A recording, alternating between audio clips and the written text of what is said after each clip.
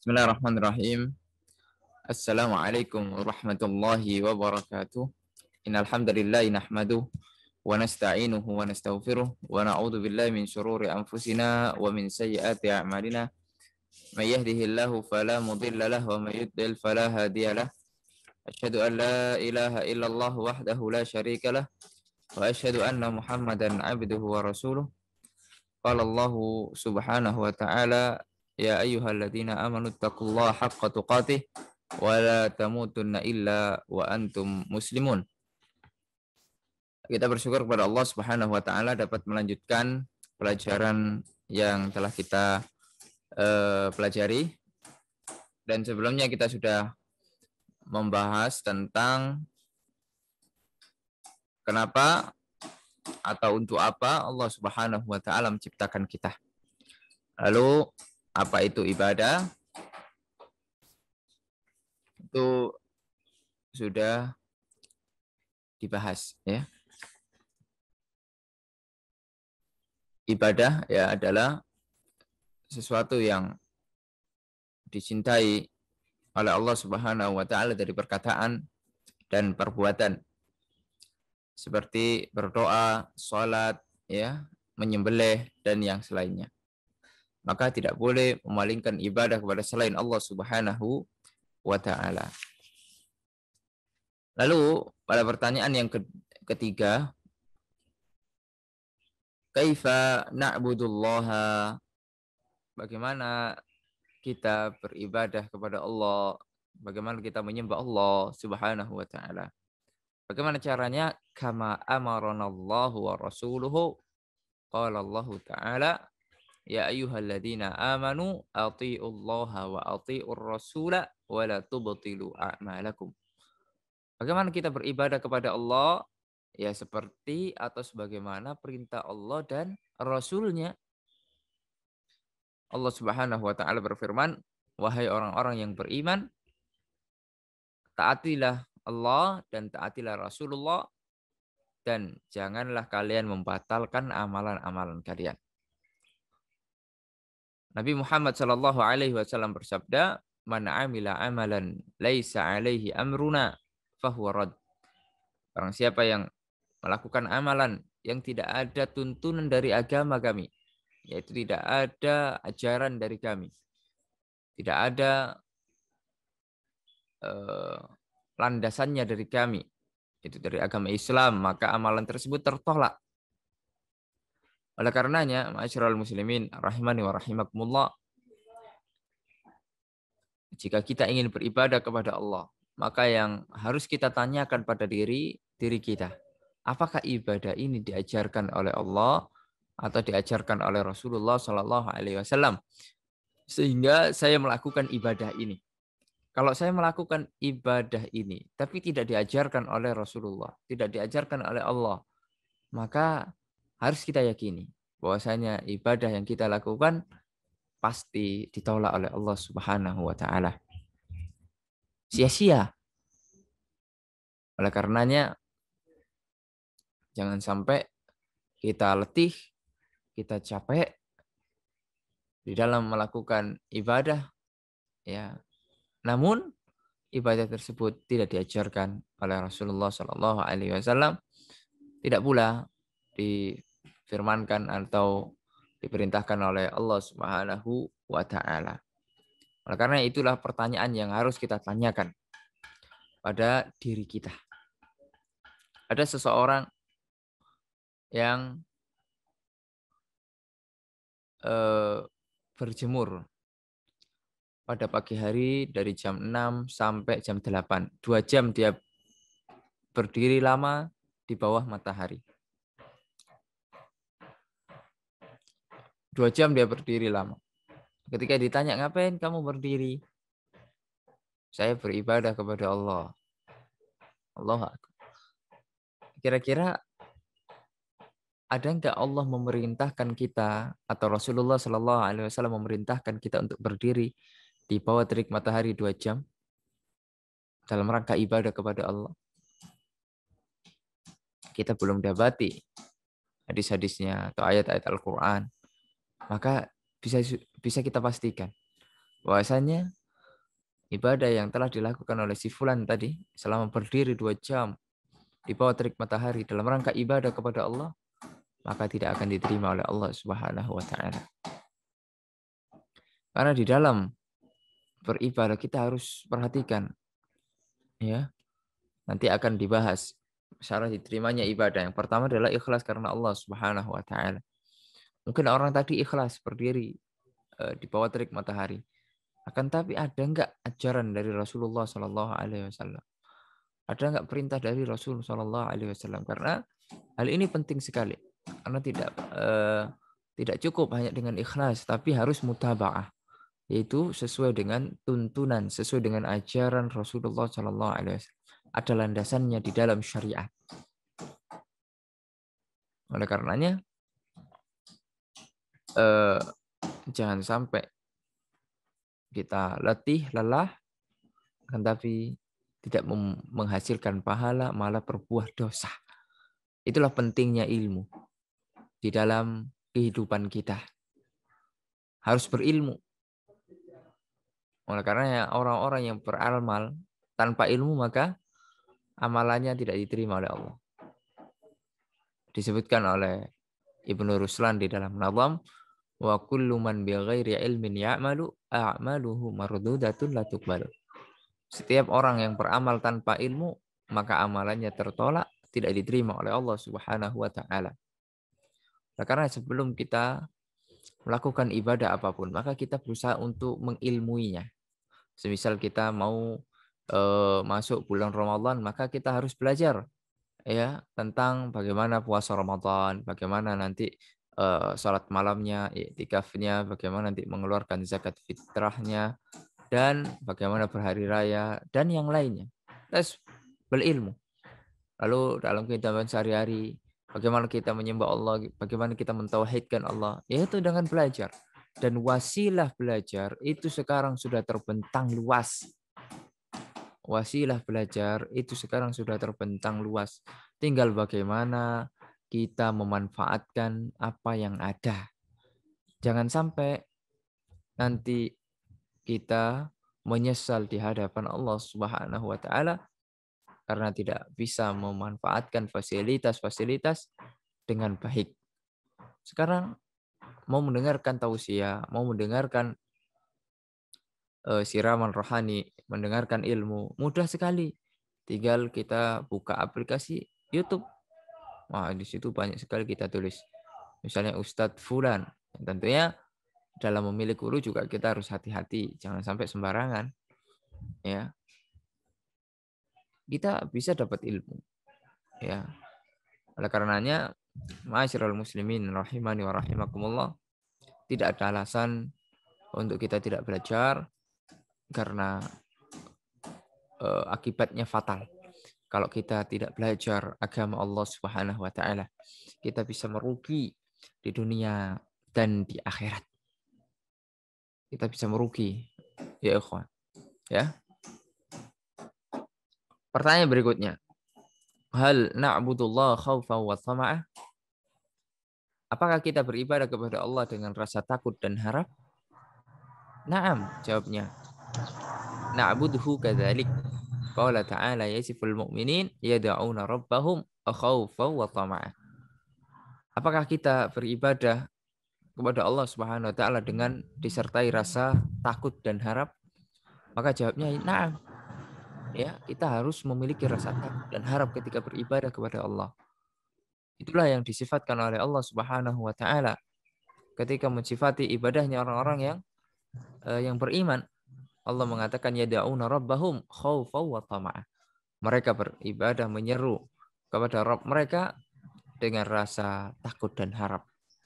Kita takut ya kepada Allah Subhanahu wa taala, takut azab Allah Subhanahu wa taala, takut nanti amalan-amalan kita tidak diterima oleh Allah, takut pedihnya siksaan Allah Subhanahu wa taala. Harus senantiasa kita takut. Lalu kita berharap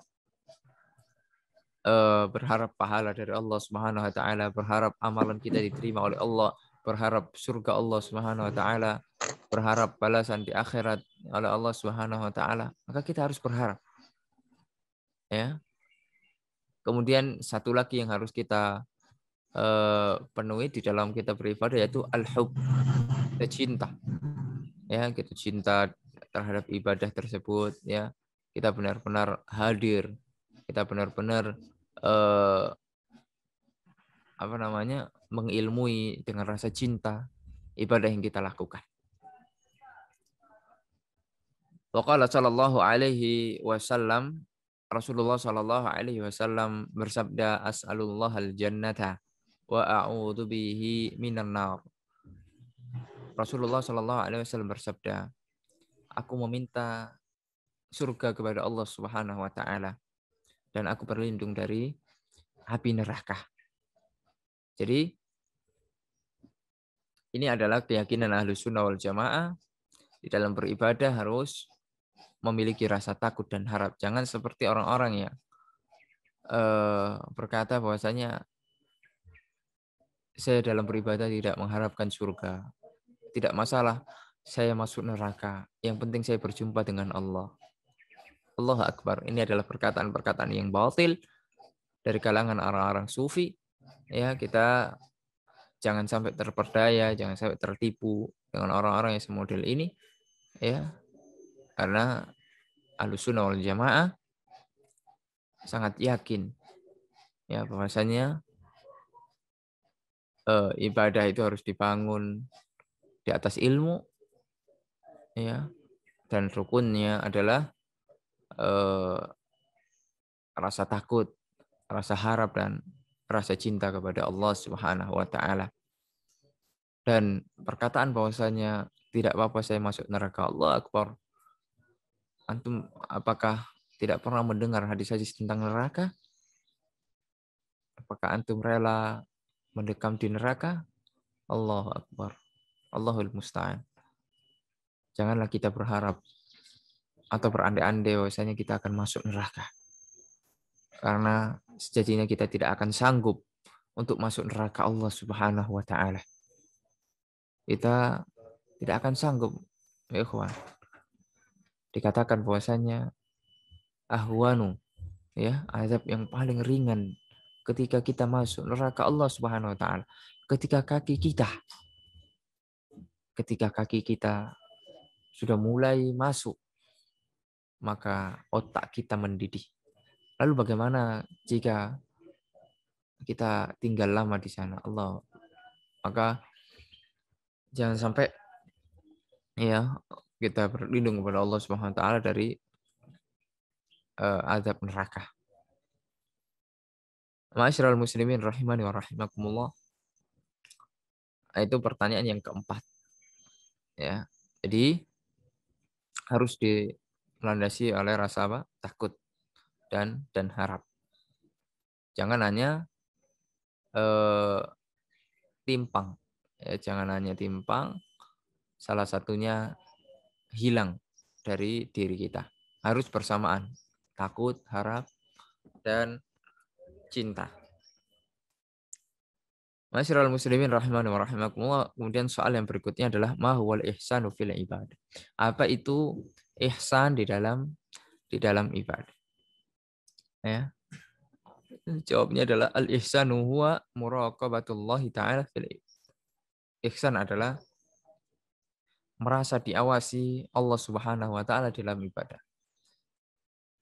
Qala Allah taala alladzi yaraka hina taqum. Ya, yang melihat kamu ketika kamu berdiri. Wa taqallubaka fis sajidin. Dan melihat juga perbuatan gerak badanmu ya di antara orang yang sujud. Kita meyakini bahasanya Allah Subhanahu wa taala Maha melihat ya segala macam kegiatan kita. Ya. Maka kita harus merasa diawasi oleh Allah Subhanahu wa taala. Kita harus merasa bahwasanya segala aktivitas kita, dan itu sudah pasti Allah mengetahuinya. Bahkan Allah mengetahui ya khainatul a'yun. Ya, mata-mata yang berkhianat atau pandangan-pandangan jahat dari mata. Maka Allah Subhanahu wa taala itu maha tahu. Yang sampai kita merasa tenang ketika kita bermaksiat kepada Allah Subhanahu wa taala. Karena Allah Maha melihat, karena Allah Maha mendengar.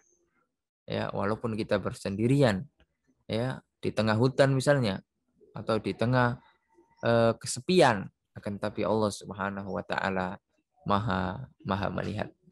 Itulah buah dari kita beriman kepada Allah. Kita meyakini bahwasanya Allah Subhanahu wa taala itu Maha melihat, Allah Maha mendengar, sehingga kita takut ketika kita bermaksiat kepada Allah. Karena walaupun kita sendirian, walaupun tidak di dalam keramaian, maka kita tahu bahwasanya Allah Subhanahu wa taala mengetahui perbuatan saya. Sehingga dia akan melakukan perbuatan ini, dia akan melakukan perbuatan itu, dia berpikir ya, merasa diawasi oleh Allah Subhanahu wa taala. Begitu juga dengan ibadah. Ya, dia akan selalu berusaha untuk ibadah kepada Allah. Ya, bukan hanya ibadah kalau sewaktu ramai saja, dilihat orang banyak saja, tapi ketika dalam kesendirian, ya, di malam hari, dia juga ibadah kepada Allah Subhanahu wa taala. Dia melakukan amalan-amalan baik yang wajib maupun yang sunnah. Dia merasa bahwasanya Allah Subhanahu wa taala melihat dia. Dan inilah adalah tingkatan tertinggi ya di dalam agama ini. Yang pertama adalah tingkatan Islam, ya, berserah diri kepada Allah Subhanahu wa taala. Kemudian yang kedua iman. Ya. Iman yaitu apa? Membenarkan. Kemudian membenarkan dengan hati, dengan lisan, dengan amalan perbuatan. Ya. Lalu yang ketiga adalah ihsan. Ya. Dan ini disebutkan di dalam hadis Jibril yang panjang dan dibawakan oleh Imam An-Nawawi dalam kitabnya Al-Arba'in An-Nawawi nomor 2 ya, tentang tingkatan dalam beragama ini, yaitu Islam, iman dan ihsan. Dan ihsan adalah tingkatan tertinggi.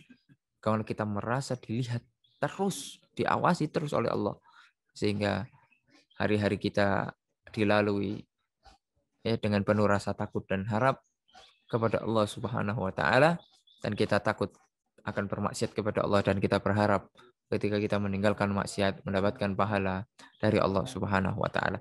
Nabi Muhammad sallallahu alaihi wasallam bersabda, "Al-ihsanu an ta'budallaha ka'annaka tarah." Ihsan itu kamu beribadah kepada Allah seakan-akan kalian melihat Allah. Seakan-akan kita melihat Allah. Fa illam takun tarahu fa innahu yara. Akan tapi kita tidak mungkin melihat Allah di dunia ini. Ya. Fa illam takun tarahu, kalau kamu tidak bisa melihat Allah, maka ketahuilah pasti Allah melihat kamu. Ya. Dan memang kita tidak akan bisa melihat Allah dengan mata telanjang di dunia ini. Ya. Dan insya Allah itu akan diberikan nikmat yang sangat istimewa, dan nikmatnya penduduk surga yaitu dapat melihat wajah Allah Subhanahu wa taala. Wujuhu yauma idzin nadhirah ila rabbiha nadhirah. Ya. Dan kita sebagai orang-orang beriman berusaha ya semaksimal mungkin berdoa, minta kepada Allah Subhanahu wa taala agar diberikan kesempatan, agar diberikan kemudahan untuk masuk ke dalam surga Allah Subhanahu wa taala, sehingga bisa mendapatkan nikmat yang paling nikmat ya bagi penduduk surga, yaitu melihat wajah Allah Subhanahu wa taala. Hadis tersebut diriwayatkan oleh Imam Muslim, dan seperti kita sebutkan tadi bahwasanya hadis ini adalah dibawakan oleh Imam Nawawi di dalam kitabnya Al-Arba'in An-Nawawiyah. Nah, itulah selesailah pembahasan kita tentang hak Allah Subhanahu wa taala atas hambanya. Maka kita ulang lagi agar mengingatkan yang pertama adalah kenapa kita diciptakan oleh Allah. Ya, untuk apa kita diciptakan oleh Allah? Jawabnya untuk beribadah dan menjauhi syirik. Ya, sebagaimana firman Allah Subhanahu wa taala, "Wa ma khalaqtul jinna wal insa illa liya'budun." Jadi tujuan kita diciptakan oleh Allah untuk ibadah. bukan untuk jalan-jalan, ya, bukan untuk berfoya-foya, ya, bukan untuk apa namanya, hal dunia, ya, tapi untuk ibadah kepada Allah. Kalau seandainya kita lalai, kita lupakan tujuan ini, maka akan mudah bagi Allah untuk mencabut nikmat tersebut, dan kita akan dihempaskan nanti di neraka Allah Subhanahu wa taala.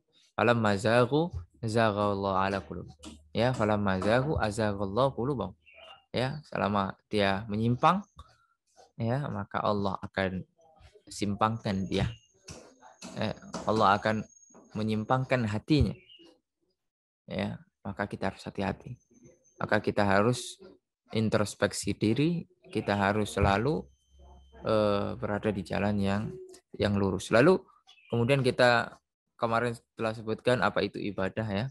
Dan di awal tadi sudah kita singgung, ibadah itu apa-apa yang diridhoi dan dicintai oleh Allah. Maka itu ibadah. Kalau sesuatu itu tidak diridhoi, tidak dicintai oleh Allah, maka itu bukan ibadah. Dan ibadah mencakup perkataan, perbuatan, dan amalan hati.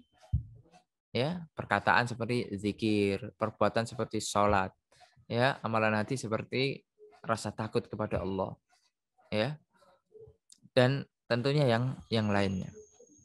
Lalu bagaimana kita beribadah kepada Allah? Ya sesuai dengan perintah Allah, perintah Rasulullah, bukan perintah fulan, perintah alan, ya, bukan perintah jin, bukan perintah dukun, bukan perintah ini, ya, perintah Allah dan Rasulnya.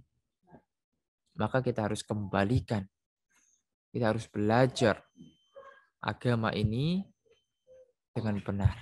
Kita harus belajar agama ini dengan seksama, dengan runut, ya, agar kita mengetahui apa saja hak Allah, ya, atas hambanya. Lalu bahwasanya arkanul ibadah itu ada 3, ya, yaitu pertama takut, kemudian rasa harap, dan rasa cinta. Kalau hilang salah satunya, maka kita harus terus perbaiki. Jangan sampai hilang salah satunya. Ya, kita ibadah, sholat misalnya, harus ada rasa takut. Takut bila tidak diterima oleh Allah. Takut akan siksa Allah. Takut akan adab Allah. Ya, karena orang yang telah melakukan ibadah, dia tidak aman dari yang namanya fitnah. Ada saja mungkin syaitan menggoda agar dia tidak ikhlas. Ya, syaitan menggoda agar dia memalingkan dari sunnah Nabi Muhammad SAW, karena syaitan sudah berjanji akan menyesatkan anak Adam sampai hari kiamat. Maka lawan kita, musuh kita adalah syaitan. Jangan sampai kita kalah dengan syaitan. Kita lawan terus. Ya, kita berdoa kepada Allah agar syaitan tidak mengganggu kita, atau ketika mereka mau mengganggu kita, mereka tidak bisa. Karena syaitan tidak bisa mengganggu orang-orang yang di dalam hatinya penuh dengan keikhlasan. Lalu kita juga sebutkan tingkatan, ya, tingkatan ibadah di dalam agama ini. Ada Islam, ya, iman, dan ihsan. Islam adalah amalan zahirah. Adapun iman adalah amalan batin. Lalu adalah ihsan, tingkatan tertinggi. Seakan-akan kita melihat Allah di dalam beribadah. Akan tapi kita tidak bisa melihat Allah, dan Allah pasti melihat kita. Itulah, ya, yang harus kita perhatikan di dalam kehidupan kita. Dan insya Allah kita akan melanjutkan pelajaran berikutnya pada kesempatan yang akan datang, pada bab yang berikutnya, yaitu anwa'ut tauhidi wa fawaidu. Ya, macam-macam tauhid atau jenis-jenis tauhid dan faedahnya. Faedahnya kita belajar tauhid. Setelah kita membahas tentang hak Allah, ya, atas hambanya. Wassallallahu ala nabiyina Muhammad wa ala alihi washabbihi wasallam. Subhanakallahumma wa bihamdika asyhadu an la ilaha illa anta astaghfiruka wa atubu ilaik. Wassalamualaikum warahmatullahi wabarakatuh.